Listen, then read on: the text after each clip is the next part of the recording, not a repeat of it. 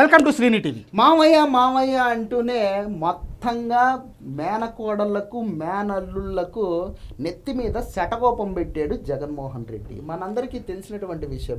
జగన్మోహన్ రెడ్డి గారికి అమితమైనటువంటి ఇష్టం దేని మీద అంటే డబ్బు, అక్రమార్జన మీద డబ్బు, అవినీతి సొమ్ము మీద డబ్బు. పందిలో బురదలో పంది ఎంత పొర్లినా దాన్ని తీసుకొని వచ్చి బయటికి నువ్వు ఎంత సంతూరు సోపేసి కడిగినా అది చివరికి బురదలేకే పోతుందని చెప్పేసి నా సామెత అనమాట. సో అటువంటి లక్షణాలు కలిగినటువంటి వ్యక్తే జగన్మోహన్ రెడ్డి గారు అనమాట. ఈయనని ఎంత అవినీతి బురదలో నుంచి బయటికి లాక్కొని వద్దామని చెప్పేసి రాష్ట్ర ప్రజలు ప్రయత్నం చేసినా ఆయన చివరికి వెళ్ళి పడేది అక్కడ మాత్రమే. అసలు చెప్పాలి అంటే పోయినసారి పిల్లలకి ఇచ్చినటువంటి బ్యాగుల మీద కానీ, బెల్ట్ మీద కానీ, లేదంటే కోడి గుడ్డు మీద కానీ, దేని మీద అయినా సరే తన మార్క్ జగన్ అనేది లేకుండా ఎప్పుడూ ఇవ్వలేదు. బట్ ఆ ఇచ్చిన కోడి గుడ్డులో ఎంత తిన్నాడు, ఆ ఇచ్చిన బెల్ట్ మీద ఎంత తిన్నాడు, ఆ ఇచ్చిన బ్యాగుల మీద ఎంత తిన్నాడు, మినిస్టర్లకు ఎంత కమిషన్ ఇచ్చారనేది ఇప్పుడు మాట్లాడుకుందాం. ఇక్కడ జగన్మోహన్ రెడ్డి గారు కాదేది దోపిడీకి అనర్హం అనేటటువంటి సామెతను ఆయన తూచా తప్పకుండా పాటించినటువంటి పరిస్థితి అనమాట. ఇసుకలో దొబ్బేశారు, గ్రావెల్స్లో దొబ్బేశారు, శాండ్లో దొబ్బేశారు, వైన్స్లో దొబ్బేశారు, మైన్స్లో దొబ్బేశారు. ప్రతి దాంట్లో కూడా దోపిడీకి పాల్పడినటువంటి వ్యక్తికి చిన్న పిల్లల విషయంలోనైనా కనీసం ఎగ్జెంప్షన్ ఇచ్చి వాళ్ళ కడుపు నిండా అన్నం పెడతాడేమో అని ఆశించినటువంటి మాలాంటి వాళ్లకు ఆశాభంగం ఎదురైంది. జగన్మోహన్ రెడ్డి గారు ప్రతిసారి ఏమైనా మాట్లాడితే వీళ్ళు నా మేనకోడళ్ళు, వీళ్ళు నా మేనల్లుళ్ళు, నేను మేనమామను అని చెప్పి సొల్లు మాట్లాడేటటువంటి జగన్మోహన్ రెడ్డి గారు చిన్న పిల్లలకు ఇచ్చేటటువంటి యూనిఫాముల్లో, బూట్లలో, బెల్టుల్లో, తర్వాత ఆ గుడ్లు ఉంటాయి కదా అంగన్వాడీ బిడ్డలు, చివరికి ఆ అంగన్వాడీ బిడ్డలకు ఇచ్చేటటువంటి గుడ్లు, చిక్కి పాలల్లో కూడా ఆయన ఇష్టారీతిన దోపిడీకి పాల్పడినటువంటి పరిస్థితి అనమాట. దాదాపు 1000 కోట్ల రూపాయలు మెక్కేశాడు దాంట్లో. దాదాపు చెప్పాలంటే ఈరోజు తెలుగుదేశం పార్టీ 150 రూపాయలు పెట్టి షూ కొంటుంటే ఆ రోజు వాళ్ళు కొన్న రేట్ ఎంతో తెలిసి 190 రూపాయలు. దాదాపు 40 రూపాయలు తేడా. ఒక్క విద్యార్థికి 40 రూపాయలు తేడా అంటే రాష్ట్రంలో ఎన్ని లక్షల మంది విద్యార్థులకు కేవలం షూ మీద ఎన్ని కోట్లు తినేసి ఉంటారు. అదేవిధంగా చెప్పాలి అనుకుంటే 35 రూపాయలకి ఈనాడు తెలుగుదేశం పార్టీ కొంటున్న నోట్బుక్ని వాళ్ళు ఆ రోజు 55 రూపాయలకు కొన్నారు. ఒక బుక్ మీద 20 రూపాయలు తిన్నారంటే ఒక విద్యార్థికి ఎన్ని బుక్స్ ఇస్తాము, అలా ఒక స్కూల్లో ఎన్ని ఇస్తాము, ఎన్ని లక్షల మంది విద్యార్థులకు మనం ఇస్తాం అనేది ఒకసారి లెక్కేసుకోండి. జగన్మోహన్ రెడ్డి గారు పిల్లలకి యూనిఫామ్లు ఇస్తున్నాను, ఇంత గొప్ప యూనిఫామ్ ఇప్పటిదాకా చరిత్రలో ఎవరు ఇవ్వలేదు, నా తర్వాతనే పిల్లలు చదువుకోవడం మొదలుపెట్టారు, నా తర్వాతనే వాళ్ళ బతుకులు మారిపోయినాయని చెప్పేసి సొల్లేసుకునే జగన్మోహన్ రెడ్డి గారు పిల్లలకు ఇచ్చినటువంటి ఈ షూలు లేదంటే యూనిఫామ్లు ఏవైతే ఉంటాయో చూడండి, ఒక్కొక్క యూనిఫాము 1100 రూపాయలు ఖర్చు పెట్టి కొన్నాడు. అదే యూనిఫామ్ని ఇప్పుడు హెచ్ఆర్డి మినిస్టర్గా, ఎడ్యుకేషనల్ మినిస్టర్గా నారా లోకేష్ గారు 100 రూపాయలు తక్కువ అంటే 1000 రూపాయలు పెట్టి కొంటా ఉన్నారు. అందుకు కూడా ప్రభుత్వానికి సంబంధించి ఎటువంటి ముద్రలు లేకుండా కేవలం విద్యార్థులకు మాత్రమే ఎటువంటి రాజముద్రలు లేకుండా ఇస్తున్నారండి. జై జగన్ అనో జగనన్న విద్యా కానుకనో కాదు. ఇంకా ఇక్కడ అంగన్వాడీ పిల్లలకు గుడ్లు పంచుతారు కదా, ఆ గుడ్ల మీద జగన్మోహన్ రెడ్డి బొమ్మ వేసుకుంటే సరే పోతే పోనీలే అనుకున్నాం, కానీ ఆ గుడ్లల్లో సైతం అవినీతిని చేసి 36 కోట్లు బొక్కేశారు. ఇంతకు మించి ఏం చెప్పాలి. దాదాపు 1000 కోట్ల రూపాయలు గత 5 ఏళ్లలోనూ ఈ గవర్నమెంట్ తినటం జరిగింది. మీకు ఇంకా దారుణమైన విషయం ఏంటో తెలిసిన అండి, మనందరికీ చిరాకు పుట్టేటటువంటి ఫేస్ ఒకటి లాస్ట్ గవర్నమెంట్లో 2.5 సంవత్సరాల పాటు మంత్రిగా చేసిందనమాట. అతను ఇప్పుడు ప్రజెంట్ నాకు గుండెపోటు, ఆ పోటు, ఈ పోటు అని డ్రామాలు ఆడుకుంటూ హాస్పిటల్లో తిరుగుతున్నారు. అతగాడి పేరు పలకడానికి కూడా నాకు చాలా చిరాకుగా ఉంది. దయచేసి నన్ను మాత్రం మీరు ఏమాత్రం బలవంతం పెట్టద్దు. పౌర సరఫరాల శాఖగా మంచి బట్ ఆ క్యాండిడేట్కి ఈ చిన్న పిల్లలకి ఇచ్చేటటువంటి గుడ్లల్లో కమిషన్ తీసుకోవాలని ఎట్లా అనిపించిందో, ఆ పిల్లల యొక్క శాపమే పాపమై ఈరోజు గుండెపోటు వచ్చిందేమో నిజంగానే అనిపిస్తూ ఉంది నాకైతే. నేనైతే ఆ గుండెపోటు అయితే నమ్మను. కాబోయే అరెస్టును తప్పించుకోవడానికి కేవలం దాన్ని ఒక బెయిల్కి ఒక అస్త్రంగా మాత్రమే వాడుతున్నాడు అనేది నేను నమ్ముతాను. మీకు ఇంకా దారుణం ఏంటంటే తెలిసిన అండి, ఈ డెలివరీలకు వెళ్తారు కదండి మా మహిళలు, ఆ మహిళలకు డెలివరీలు అయిన తర్వాత ప్రభుత్వం నుంచి బేబీ కిట్ అని చెప్పేసి అప్పట్లో చంద్రబాబు నాయుడు గారు ఇంట్రడ్యూస్ చేశారనమాట. దానికి జగన్మోహన్ రెడ్డి గారు బ్లూ కలర్ వేసుకున్నారు, తర్వాత వైఎస్ఆర్ బేబీ కిట్ అన్నారు, బొమ్మ వేసుకున్నారు, ఏదో ఇస్తున్నారు. అంటే దాన్నైనా సవ్యంగా ఇచ్చారంటే దాంట్లో కూడా 64 కోట్లు అవినీతి చేశారు. 64 కోట్లు కేవలం ఒక సెమిస్టర్ 6 నెలలకి, అంటే దాదాపు 120-130 కోట్లు సంవత్సరానికి. అంటే ఈ లెక్కన 5 ఏళ్లకి ఎంత దొబ్బి తిని ఉంటారు కేవలం ఆ ఒక్కదాని మీద. అంటే కిట్ల మీదనే 5 ఏళ్లలో ఎంత దొబ్బి తిని ఉంటారు, గుడ్లలో ఎంత దొబ్బి తిని ఉంటారు. ఇక జగన్మోహన్ రెడ్డి గారి ఫేవరెట్ షిక్కి షిన్నోడు పద్దాకులు షిక్కి అంటుంటాడు కదా, ఆ షిక్కి మీద ఎన్ని 100 కోట్లు తినేసి ఉంటాడు, బూట్ల మీద ఎన్ని 100 కోట్లు తినేసి ఉంటాడు, బెల్ట్ల మీద ఎన్ని 100 కోట్లు తినేసి ఉంటాడు, బ్యాగుల మీద ఎన్ని 100 కోట్లు తినేసి ఉంటాడు, యూనిఫామ్ మీద ఎన్ని 100 కోట్లు తినేసి ఉంటాడు. ఒరే ఆంధ్రుడా, సిగ్గుందా, శరం ఉందా?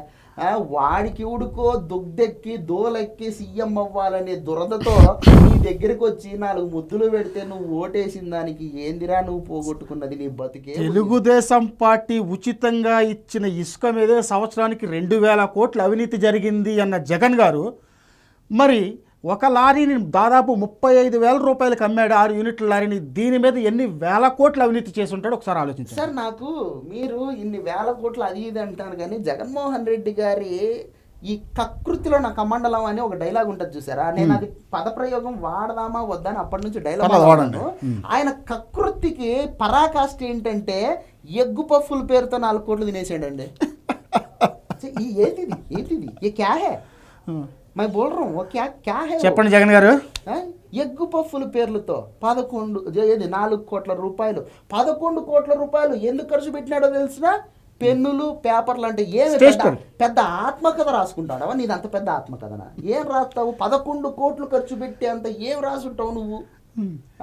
ఇంకా ఆ తాడేపల్లి కొంపకు గ్రీన్ కలర్లు గ్రిల్స్ చేశారు, దానికి ఒక 12-13 కోట్లు ఖర్చు. కిటికీలకే దాదాపు 13 కోట్లు కిటికీలకు గ్రిల్స్ పెట్టడానికి. అసలు అది ఇల్లా లేదు జైలా? దానికి ఎందుకు అంత అన్ని 20-30 అడుగుల గ్రిల్స్ ఎందుకు? నువ్వు ప్రజానాయకుడు అని చెప్పేసి తెగచించుకుంటావు కదా, మళ్ళీ పైపెచ్చు నీ పేటీఎం వాళ్ళంతా ఏమని వేస్తారు ఎలివేషన్లో అంటే జననేత జగనన్న.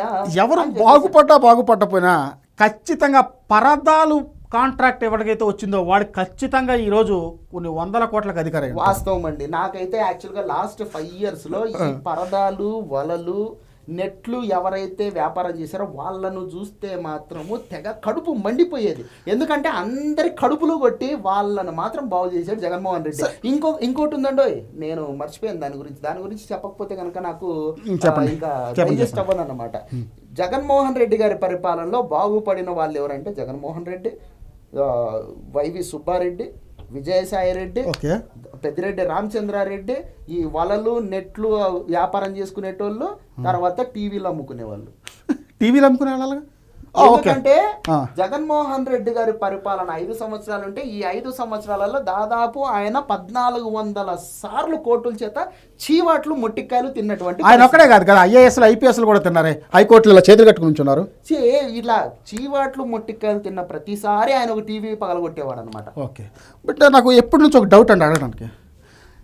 ఈయన జగన్మోహన్ రెడ్డి జనాల్లోకి వస్తున్నాడంటే చెట్లు ఎందుకు కొట్టించేవాడు? ఎందుకంటే ఇప్పుడు మామూలుగా పబ్లిసిటీ పిచ్చ అనమాట జగన్మోహన్ రెడ్డి గారికి. బేసిక్గా ఆయన చెట్లు ఎందుకు కొట్టించేవాడు అంటే కనుక ఆయన్ని ఏమని ఫీల్ అవుతాడంటే, నేను ఒక మహారాజుని, మకుటం లేనటువంటి మహారాజుని, నేను అంబారీ పైన వెళ్తా ఉంటే జనాలకు నా చిద్విలాసవంతమైనటువంటి ముఖార విందము స్పష్టంగా కనిపించాలి కాబట్టి చెట్లు గిట్లు ఉండకూడదని చెప్పేసి గత 5 సంవత్సరాలలో ఆక్సిజన్ లేమితో కరోనా టైంలో మనందరికి గుర్తుంటుందండి, ఆక్సిజన్ దొరక్క ఎన్ని 100 ప్రాణాలు పోయినాయో. ఈ పైపెచ్చు ఈ కరోనా టైంలో జగన్మోహన్ రెడ్డి గారు సెంట్రల్ గవర్నమెంట్ పంపించిన బియ్యాన్ని సైతము అవినీతి చేసుకొని అదేదో నేనే ఇచ్చేసినా అని చెప్పేసి సొల్లు కబుర్లు కూడా చెప్పారు. అయ్యో, బ్లీచింగ్ పౌడర్ పేరు చెప్పి కాస్త మైదా పిండి కూడా చల్లారండి. అది నేను ఇందాక చెప్పాను కదండి, ఒక కకృతిలో అటువంటి కార్యక్రమం అనమాట. సో ఇన్ని రకాల దరిద్రాలు మనం చూసి మళ్ళా అసలు ఆ వ్యక్తిని ఏందో నాకేం అర్థం కావట్లేదు సార్. నాకు చిరాకు. నెక్స్ట్ టాపిక్లో మళ్ళీ కలుద్దాం. Thank you. అదే కంటిన్యూ వదిలే కట్ చేసుకోవచ్చు. ఇది welcome to Srini TV. Please sir. Nara Lokesh ఇప్పుడు ఈ పేరు ఆంధ్రప్రదేశ్ రాజకీయాల్లో ఒక సంచలనం అన్నమాట. మనందరికీ తెలుసు 2019కి ముందు నారా లోకేష్ అంటే చంద్రబాబు నాయుడు గారి కుమారుడు. నారా లోకేష్ అంటే నందమూరి తారక రామారావు గారి మనవడు. నారా లోకేష్ అంటే ప్రత్యర్థులు ఆరోపించినటువంటి విధంగా దొడ్డిదారిలో ఎమ్మెల్సీగా ప్రమాణ స్వీకారం చేసి ఐటీ మరియు పంచాయతీరాజ్ శాఖలకు మంత్రిగా చేసినటువంటి వ్యక్తి. ఈ భారతదేశంలో రాహుల్ గాంధీ గారి తర్వాత అంతకు మించి ఎక్కువ ట్రోల్ అయినటువంటి మెటీరియల్ ఎవరైనా ఉన్నారంటే నారా లోకేష్. ఈరోజు ఎవడైనా నారా లోకేష్ గురించి ఆ రకంగా మాట్లాడగలడా అంటే చాలా కష్టం సార్. విద్యాశాఖ ఇక్కడ నారా లోకేష్ అంత ట్రోల్ మెటీరియల్ అయినటువంటి వ్యక్తి 2019లో తెలుగుదేశం పార్టీ ఓడిపోయిన తర్వాత అతను మలుచుకున్నటువంటి తీరు ప్రతి ఒక్కరికి ఆశ్చర్యాన్ని కలిగించేటటువంటి పరిస్థితి. జగన్మోహన్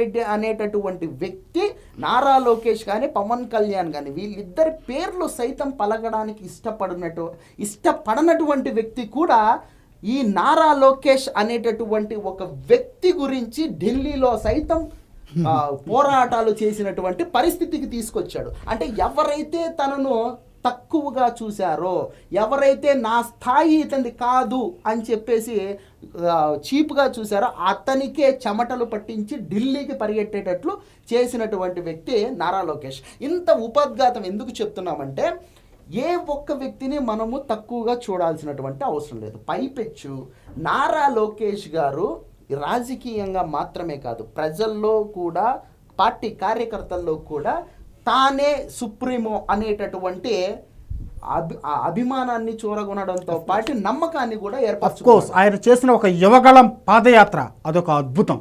ప్రతి 100 కిలోమీటర్లకు కూడా ఒక పునాది రాయిని వేసి దాని మీద ఒక హామీని పెట్టి ఒక్కొక్క హామీని కూడా నెరవేర్చుకుంటూ వస్తున్నాడు. దాదాపు 99 నియోజకవర్గాలు ఆయన యువగళం పాదయాత్ర చేస్తే దాంట్లో 98 నియోజకవర్గాల్లో జయకేతనం ఎగురవేసింది తెలుగుదేశం పార్టీ.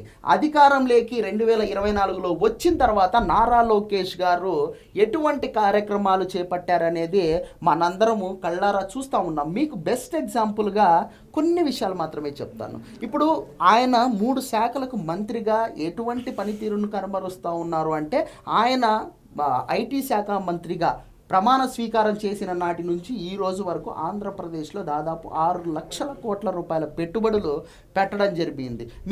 మీకు 2-3 కంపెనీల పేర్లు అయితే చెప్తాను ఖచ్చితంగా. ఆర్సెలర్ మిట్టల్ అని చెప్పేసి 1,40,000 కోట్ల రూపాయల పెట్టుబడి మన ఆంధ్రప్రదేశ్లో పెట్టడానికి ఆల్రెడీ ఎంఓయూలు అయిపోయినాయి, సెటప్లు కూడా రెడీ చేస్తూ ఉండేది. రాష్ట్రం దాటి బయటికి వెళ్ళిపోయిన లూలు మాల్ని మళ్ళీ వైజాగ్ తీసుకొచ్చి నిలబెట్టింది మన నారా లోకేష్. రిలయన్స్ బయోగ్యాస్ అని చెప్పేసి ఈ జగన్మోహన్ రెడ్డి పోరు భరించలేక కమిషన్లకు భయపడి వాళ్ళు వెళ్ళిపోయిన వాళ్ళని వాళ్ళని మళ్ళీ తీసుకొని వచ్చి ఆంధ్రప్రదేశ్లో సెటప్ చేస్తూ ఉండేటటువంటి పరిస్థితి అనమాట. ఒక రిలయన్స్ బయోగ్యాస్ అనే కాదు, టాటా పవర్కి సంబంధించి కానీ, లేదంటే ఎన్టీపీసీఎల్ గ్రీన్ ఎనర్జీస్ కానీ కావచ్చు, ఇలా దాదాపు 6 లక్షల కోట్ల రూపాయల పెట్టుబడులు ఈ 9 నెలల్లోనే సాధించినటువంటి గొప్ప మంత్రి నారా లోకేష్. గొప్ప మంత్రి అని పరిశ్రమల విధంగా ఏం చెప్తున్నారు. బట్ ఎన్నాళ్ళలో కూడా ఎవరైనా సరే విద్యాశాఖ సంబంధించి ఎందుకు తీసుకున్నా ఇదొక అసలు చెప్పలేని విధంగా అసలు ఇది జరగదు అనుకున్న విద్యాశాఖని ఎవరైతే 2019లో మంగళగిరిలో ఓడిపోయి ఛాలెంజింగ్గా తీసుకున్న అదే మంగళగిరిలో మళ్ళీ హయ్యెస్ట్ మెజారిటీతో నేను నెగ్గాను, ఈ విద్యాశాఖ నేను ప్రక్షాళన చేస్తాను ఖచ్చితంగా అని చెప్పి ఈయన విద్యాశాఖను తీసుకుని దాన్ని మలుస్తున్న తీరు కూడా చాలా అద్భుతంగా ఉంది. అది చెప్పాలి అంటే నిన్నగాక మొన్న జార్జియా నేషనల్ యూనివర్సిటీ తనను మళ్ళీ ఆ దేశం నుంచి మళ్ళీ భారతదేశంలో అందులో ఆంధ్రప్రదేశ్లో తన యూనివర్సిటీని మళ్ళీ నెలకొల్పాలని చెప్పి వైజాగ్లో నెలకొల్పుతుంది. దాదాపు 13 కేంద్ర విద్యా యూనివర్సిటీలు అంటే సెంట్రల్ కేంద్రానికి సంబంధించినటువంటి యూనివర్సిటీస్, మీకు బెస్ట్ ఎగ్జాంపుల్ బిట్స్ పిలానీ అందరికీ ఐడియా ఉంటుంది.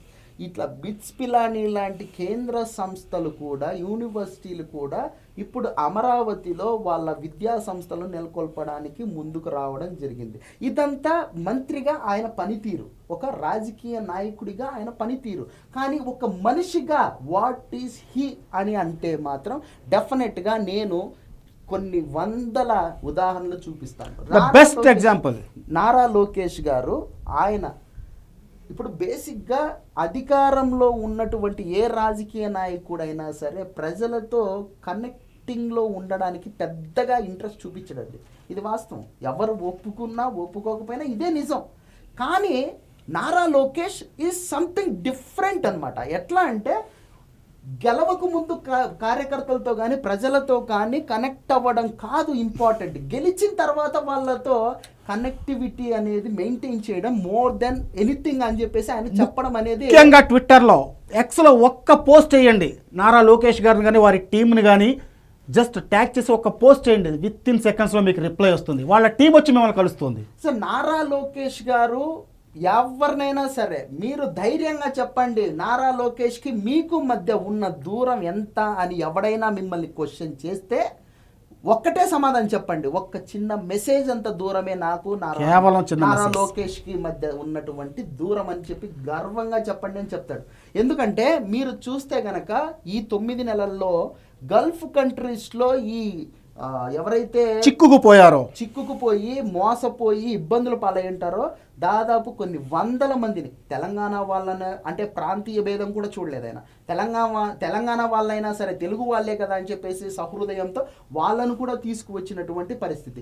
ఆంధ్రప్రదేశ్కి సంబంధించినటువంటి వాళ్ళు గల్ఫ్ కంట్రీస్లో ఎంతమంది చిక్కుకుపోయారో అడిగిన ప్రతి ఒక్కరిని, ఆయన నోటీస్కి వెళ్ళినటువంటి ప్రతి ఒక్కరిని ఆయన ఇండియాకి తీసుకురావడం మనందరం చూసాం కళ్ళతో పాటు. ఈవెన్ రీసెంట్గా ఒక అతను బెట్టింగ్లు అప్పుల పాలైపోయి పెళ్ళాం బిడ్డలు తీసుకుని అడవుల్లోకి పోతే ఆయన కూడా ఒక వీడియో పెడితే, తమ్ముడు నేనున్నాను, ముందు బయటకి రా, దయచేసి ఆత్మహత్య లాంటివి చేసుకోకు, నేనున్నాను తమ్ముడు, నేను లోకేష్ ఉన్నాను తమ్ముడు అని ధైర్యం ఇచ్చింది కూడా నారా లోకేష్ గారు. ఇప్పుడు తాజాగా నిన్న జరిగినటువంటి సంఘటన అయితే మాత్రం అమోఘం లెవెల్ అన్నమాట. అది చెప్పాలి అంటే కూడా అసలు నిజంగా కళ్ళకు బాధాతత్ర హృదయంతో చెప్తున్నాం. ఒక మనిషిగా మరో మెట్టు నారా లోకేష్ గారు ఎక్కారు. ఒక సుష్మా అనేటటువంటి మహిళ, ఆవిడ బ్రెయిన్ డెడ్ అయ్యి మరణించడం జరిగింది. కానీ ఆవిడ భర్త మాత్రం, నా భార్య చనిపోయినా సరే ఆవిడ జీవంతంగా ఉండాలి అని ఆయన కోరుకోవడం జరిగింది. ఆయన గొప్ప మనసుకి నిజంగానే ధన్యవాదాలు. ఆవిడ యొక్క అవయవాలను దానం చేయడం కోసం ఆయన ముందరికి రావడం జరిగింది. అదే సమయంలో ఒక్క మెసేజ్ రమేష్ హాస్పిటల్ నుంచి నారా లోకేష్ గారికి ఒక్క మెసేజ్ వెళ్తే, ఎక్కడి నుంచి అయితే రమేష్ హాస్పిటల్ నుంచి గన్నవరానికి ఒక గ్రీన్ కారిడార్ ఏర్పాటు చేసి, గన్నవరం నుంచి తిరుపతికి ఎవరికైతే అవయవాలు అవసరమో వారికి ఇక్కడి నుంచి తిరుపతికి ఒక స్పెషల్ ఫ్లైట్ తన సొంత ఖర్చులతో వేసి అక్కడి నుంచి హాస్పిటల్ గ్రీన్ కారిడార్ ఆయన ఏర్పాటు చేయడం జరిగింది. తిరుపతిలో ఉన్నటువంటి పద్మావతి హృదయాలయ ఈ హాస్పిటల్లో తెనాలికి చెందినటువంటి ఒక వ్యక్తికి హార్ట్ సర్జరీ చేయాల్సినటువంటి అవసరం ఉంది. అంటే నిజానికి గుండె మార్పిడి చేయాల్సినటువంటి అవసరం ఉందన్నమాట. ఆ వ్యక్తి ప్రాణం నిలబెట్టడం కోసం ఆల్రెడీ ప్రాణం పోయినటువంటి సుష్మా అనేటటువంటి మహిళ యొక్క గుండెని ఏ మాత్రం లేటు చేయకుండా తన స్వంత నిధులతో ఒక ఏరోప్లేన్ని మాట్లాడి అక్కడి నుంచి తిరుపతికి ఆ గుండెని తరలించి ఆ వ్యక్తి ప్రాణం నిలబెట్టినటువంటి మానవతావాది మన నారా లోకేష్ అన్న. ఇక్కడ నేనేం చెప్పదలుచుకున్నానంటే, పాలిటిక్స్ పరంగా ఎవరు ఏదైనా చెయ్యొచ్చు, కానీ ప్రతి మనిషికి ఒక హృదయం ఉంటుంది. ఆ హృదయం అప్పుడప్పుడు కొన్ని మంచి పనులు చేస్తుంటుంది. డెఫినెట్గా నేను ఈ మాట ఎవరికి చెప్పాలనుకుంటున్నానో వాళ్ళకి అర్థమవుతుందని నా ఫీలింగ్ అనమాట. మనం ఎన్నుకునేటటువంటి నాయకుడు మంచిగా 4 పంచ్ డైలాగులు చెప్తాడా, లేకపోతే గాల్లో గిరాట్లేస్తాడా, లేకపోతే 40 నియోజకవర్గాలు గెలిపించుకొని వస్తాడా కాదు, నలుగురి ప్రాణాలు నిలబెట్టాడా లేదా అనేది more than important. Even YCP వాళ్ళు కూడా ఎక్స్లో ఒక మెసేజ్ పంపితే వాళ్ళు కరడుగట్టిన వైసీపీ నాయకులను తెలిసి కూడా ప్రాణాలు నిలబడుతున్నాయని చెప్పి రిప్లై ఇచ్చి ప్రాణాలు కాపాడిన మనిషి మన నారా లోకేష్ గారు. ఆయన ఎప్పుడు చెప్పేది ఒకటే, నారా లోకేష్ గారు, రాజకీయాలు ఎన్నికలకు 6 నెలల ముందు చేద్దాం, కానీ ఆ 4.5 సంవత్సరాలు మనం మనుషులుగా బ్రతుకుదాం అని చెప్పి చెప్తా ఉంటాడు. So great of you Nara Lokesh గారు. నిజంగా ఇలాంటి నాయకుడు ఆంధ్రప్రదేశ్కి ఒక టార్చ్ బేరర్ లాగా మీరు కనిపిస్తూ ఉన్నారు. భవిష్యత్తు మీ చేతిలో ఉందని ప్రజలంతా నమ్ముతూ ఉండేటటువంటి పరిస్థితి. చూద్దాం మీరు భవిష్యత్తులో ఇంకా ఎటువంటి ఉన్నత స్థానాలను అధిరోహిస్తారో చూడాలని మాకు ఉంది, మీ వెంట నడవాలని మాకు ఉంది. ఖచ్చితంగా చెప్తున్నాను, నిన్న జరిగిన ఈ విషయం ఏదైతే ఉందో దీనికి మాత్రం హృదయపూర్వకంగా ధన్యవాదాలు తెలియజేసుకుంటున్నాం సార్. Thank you.